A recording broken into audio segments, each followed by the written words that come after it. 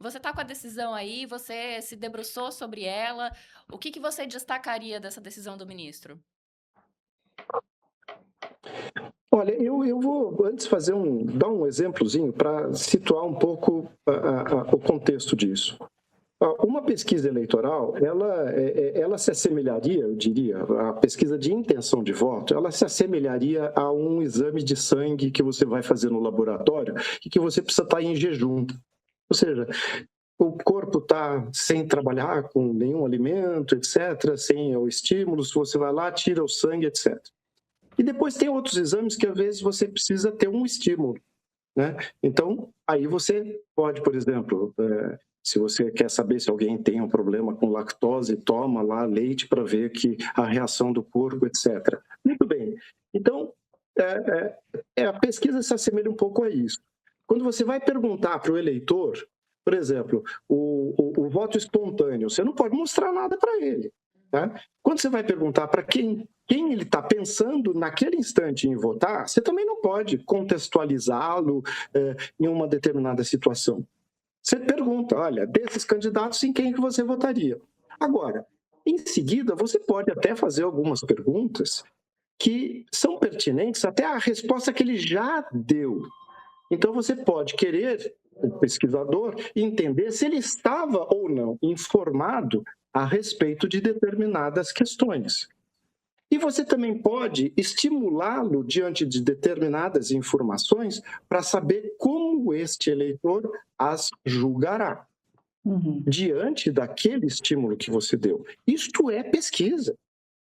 Isto é, entrega de informação e uma análise do efeito da informação. Agora, quando você faz uma pesquisa de voto, portanto, você tem uma a composição das perguntas e uma ordem de perguntas que é muito importante.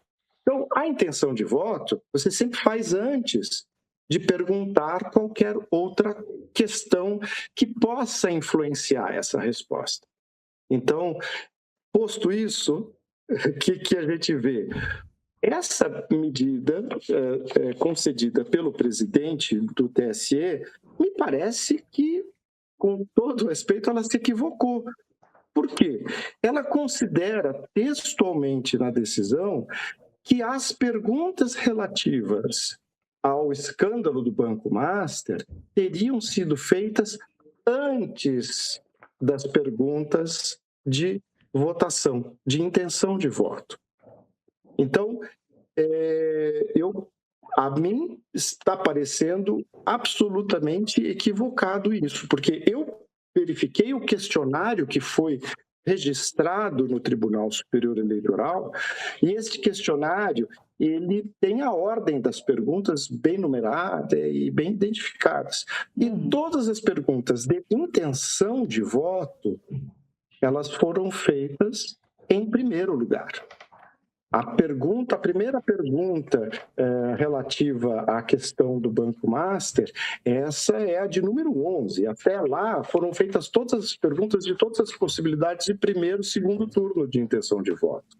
Então, aqui me parece ter havido aí um engano. Isso ainda sem entrar na análise das consequências dessa decisão e o que ela pode significar no cenário eleitoral.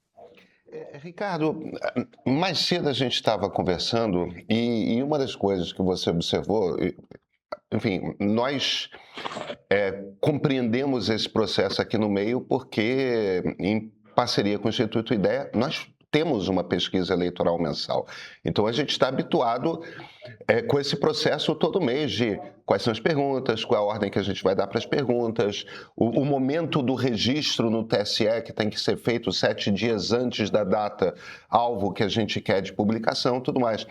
Uma das informações que você estava nos dando, uma das bolas que você estava levantando era a razão de nós termos de fazer, se é uma pesquisa que vai ser tornada pública, a razão de nós fazermos esse registro no TSE uma semana antes é justamente para dar tempo para os partidos políticos, para as campanhas, para as candidaturas, de checarem o questionário, a ordem do questionário, a metodologia exata que nós vamos seguir e tudo mais. Todas essas informações são passadas para o Tribunal Superior Eleitoral justamente para que essa queixa que o PL fez a respeito dessa pesquisa da Atlas Intel em particular possa ser dirimida, possa ser atacada, questionada antes da divulgação da pesquisa. Como é que funciona esse prazo? Faz sentido você tentar uma impugnação de uma pesquisa depois de ela ter se tornado pública? É esquisito isso, né? 20 dias depois? Decisão, desculpe interromper, só porque eu cometi uma imprecisão, assim, a decisão veio 20 dias depois, mas ainda assim o pedido de impugnação foi posterior, perdão. Mas, Flávia, você tem um ponto muito importante, porque o que acontece? Como é que funciona, respondendo ao Pedro? Antes de eu divulgar uma pesquisa, eu preciso registrá-la no tribunal. Eu posso até nem ter realizado ainda a pesquisa. Eu vou fazer uma pesquisa no final de semana e quero divulgar na segunda-feira. Eu tenho que apresentar no tribunal toda a documentação daquilo que vai ser utilizado com o pesquisado, o eleitor. Então, eu tenho que apresentar ao tribunal e, Pedro, veja só, não é uma satisfação que se dá ao tribunal, é uma satisfação que se dá a todos os agentes políticos do processo eleitoral, incluindo os partidos políticos. Porque o partido político, a partir do momento que a pesquisa é registrada, ela é publicada pelo tribunal num site que é tornada pública e, a partir daquele instante, os partidos políticos e, futuramente, os candidatos, eles podem impugnar o registro. E essa impugnação pode dizer respeito ao método, pode dizer respeito à segurança que é oferecida pelo Instituto, eu posso falar aí da ordem das questões, etc. Muito bem. E para isso tem um prazo. E esse prazo é um prazo, vamos dizer, preclusivo, no sentido de que poderá ser questionado depois. Uma vez ultrapassado o prazo... Alguém ligou para o doutor. Se perder o prazo, ele não pode mais falar desse assunto. Desculpa aqui, deu uma confusão do meu celular. Imagina. Então, a gente perdeu um pedacinho da sua explicação. Nós ouvimos que, se passar do prazo, os partidos não podem mais questionar. É isso mesmo? Então, não... Exatamente. Então, o PL já teria mesmo. perdido o prazo para fazer o questionamento que ele fez? O PL não fez o questionamento no prazo dele. E aí vem a observação da Flávia. Mas, caramba, isso pode acontecer 20 dias depois da divulgação do resultado? Que segurança jurídica nós temos nesse cenário? Uma vez que as pesquisas elas são regulamentadas, é que se vê um valor importante nessas pesquisas. E olha, esse valor não é só o valor do candidato, do partido político, mas é porque a pesquisa é importante.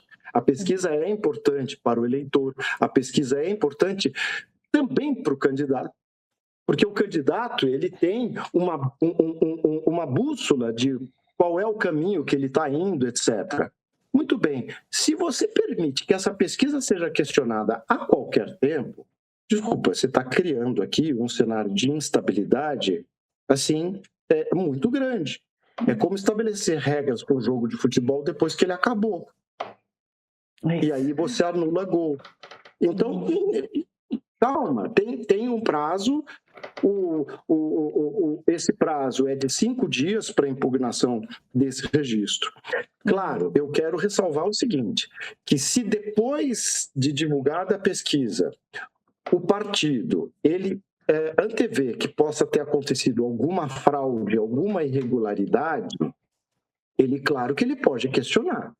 Agora, ele não pode mais questionar aquilo que já foi publicado, que é o método, a ordem das perguntas, etc. Então, neste caso, eu entendo que o PL tinha perdido esse prazo, e conseguiu, através desta ação, reabrir um prazo que a própria resolução do TSE estabeleceu, que é de 5 dias do pedido de registro. Ricardo, eu queria fazer uma pergunta antes da gente...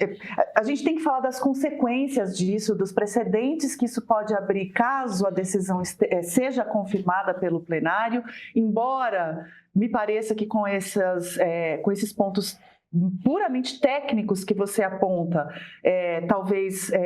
enfim, não haja condições de essa decisão ser confirmada pelos pares do ministro Nunes Marques, mas já que você mencionou a importância das pesquisas para o ambiente político-eleitoral, eu queria fazer uma pergunta antes disso, que é o seguinte: no Brasil a gente tem uma justiça eleitoral, o que já nos coloca numa condição diferente de muitos outros países em que não há um ambiente judicial apropriado para se contestar, ou apropriado não, mas exclusivo, dedicado a questionar esse tipo de coisa, né?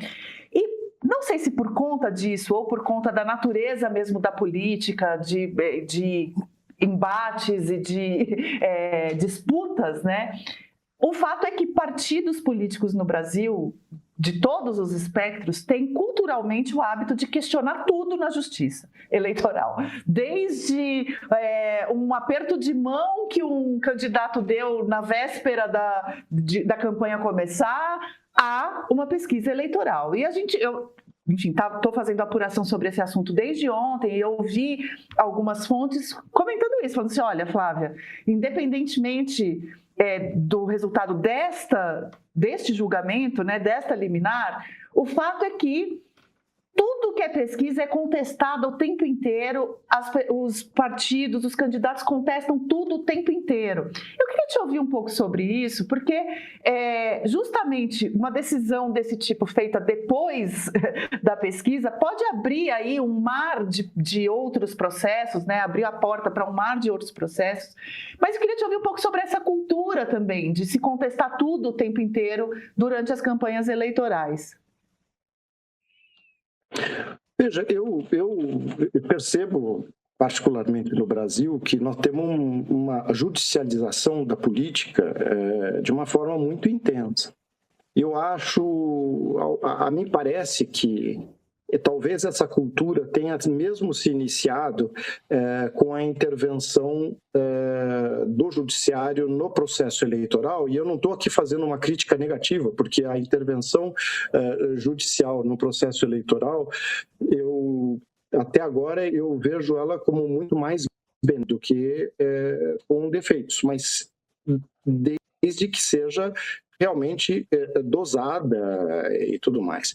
Eu acho que essa intervenção judicial, ela aparece muito com relação ao conteúdo dos discursos, quando esse discurso é ofensivo ou quando esse discurso ele crie para o eleitor uma situação falsa de julgamento. Porque a justiça eleitoral, vamos dizer, ela estaria aí para equilibrar as regras do jogo.